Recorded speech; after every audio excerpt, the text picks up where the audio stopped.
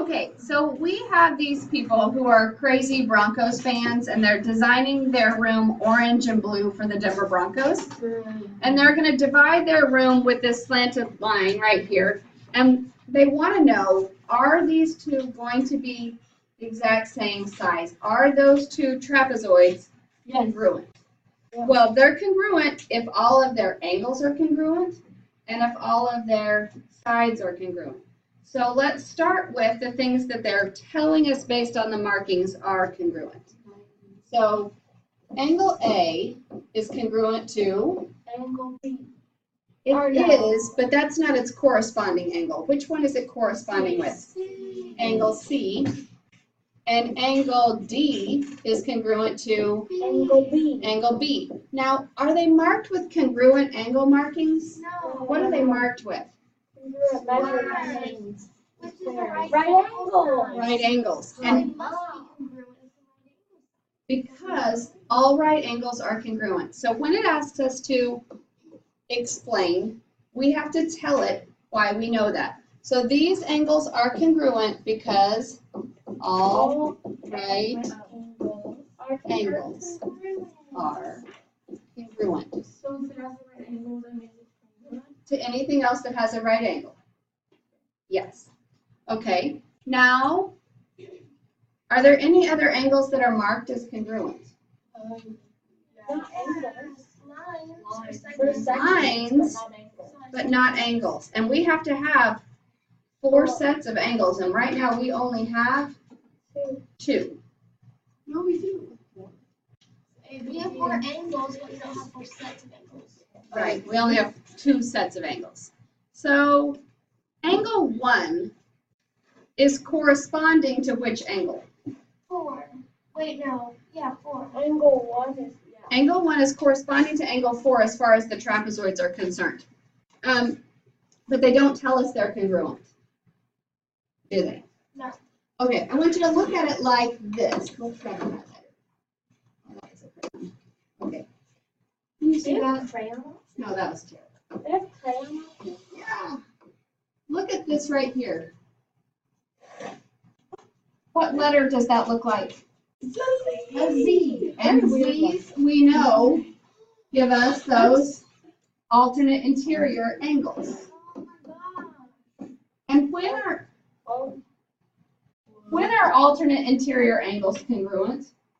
Always. Nope. When these are parallel. So the question is, are these two lines are they marked parallel? No. No. They would have to have the arrows. However, They look parallel.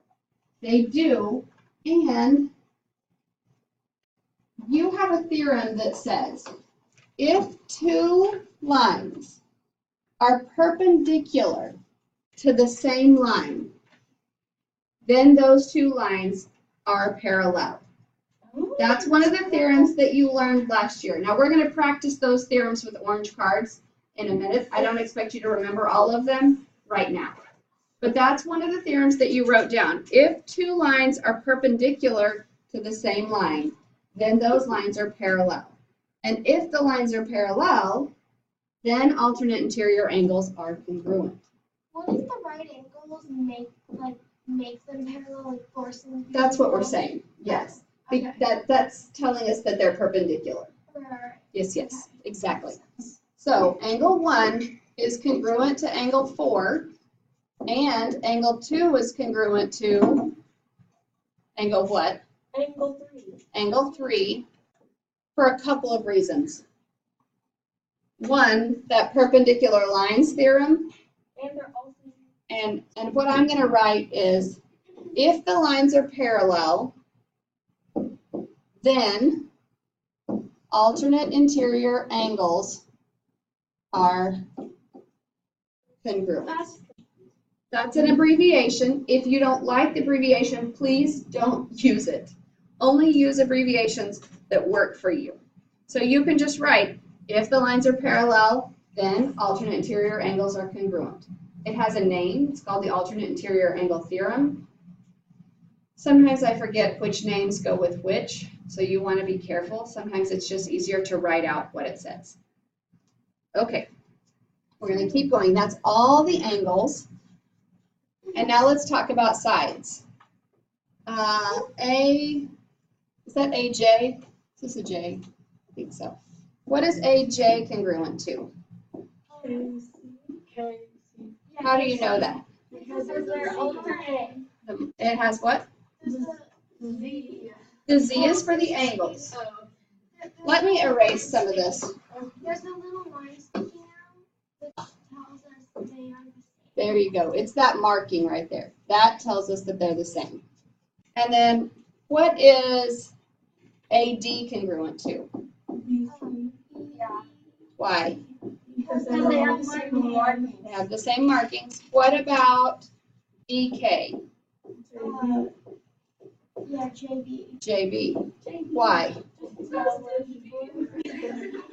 All of that's because of the markings. So the reason I'm going to say here is markings, and I'm also going to say / given, because it's given to us through the markings.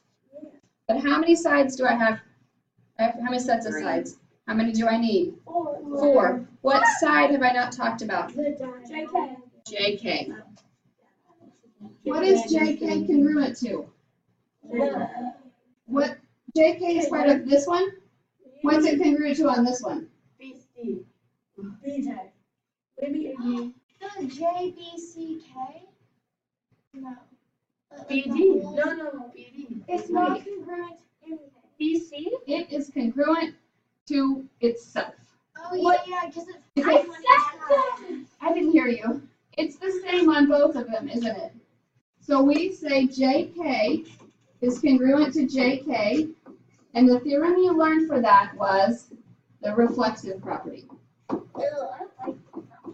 The reflexive property says that something is congruent to itself. And that's how we know that the two trapezoids are congruent. All of those reasonings. This is going to help us build into proofs. Is this a formal proof? No. This is just our thinking and where we got things from. But this will lead us into being able to write the proofs. And then I'm going to have you do on your packet, if you'll turn to page 332, I want you to do number 5. We're going to try number 5. Show that they're congruent by showing their angles and everything else.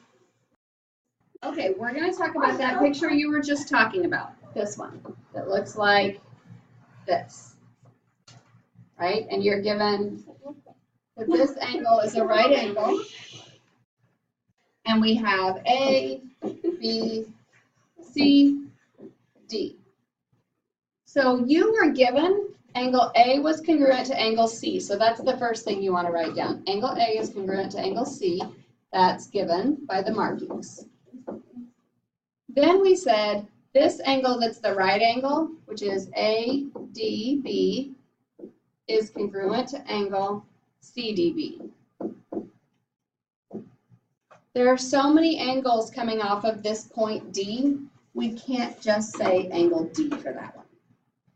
They're congruent because we know these two lines are perpendicular, so that's the definition of perpendicular lines. And we know the perpendicular lines make both of those angles right angles. And we also know that all right angles are congruent. These are not things that you necessarily needed to be coming up with on your own right now. We're practicing, and I'm giving you some things that you'll use later.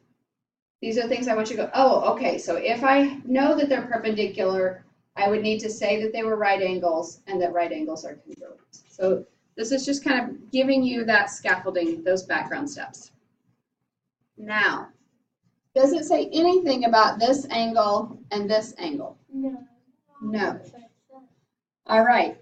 In your packet, a couple of pages back, you have a theorem called the third angles theorem. And the third angles theorem says if you have two angles on one triangle congruent to 2 angles on another triangle, then those third angles have to be congruent. So since we've already said this angle is congruent to this one, and this one's congruent to this one,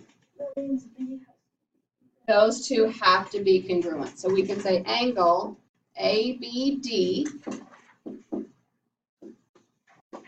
Wait, so I thought it had to just be like. Hold on, let me finish this. Just a second. Is congruent to CBD